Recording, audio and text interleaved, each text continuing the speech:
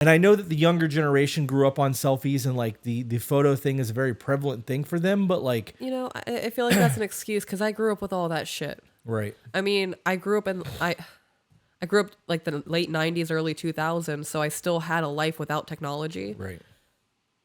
But like I still had the selfies and I was constantly posting myself. Growing up with it is an excuse. Right, but how much of that do you think is just habitual normal? Because it is normal to the younger people more so than it is to me. Because I look at that and I go, yo, you really have fucking, like, mommy didn't hug you enough. I think it's trained anxiety. Okay, you have to explain that because I'm not smart enough to keep up with that shit. Well, I just made that up. Okay, good. So I'm really thinking about it.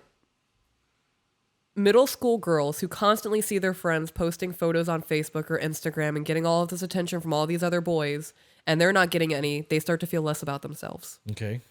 So now they start doing it, and they start getting that validation like, oh, it works. So what happens when it doesn't work? Then they fucking crash. Nobody wants me. I'm not attractive. I'm not pretty. They're right. I'm fucking ugly.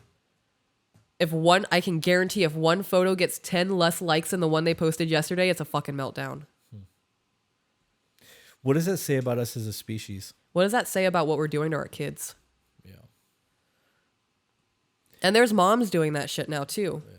Well, hang on, honey. I have to take a picture for Instagram. Right. We actually have seen moms and daughters on TikTok competing for attention, doing like, you know, provocative dances and all that weird shit, which I also disagree with, but it's too much. Hey guys, if you enjoyed that, found it entertaining, funny, or even learned something you didn't know before, share it. And if you're not subscribed, why aren't you? And for those of you who want to support us, get access to exclusive content and live streams, we do have a Patreon. All the links are in the description.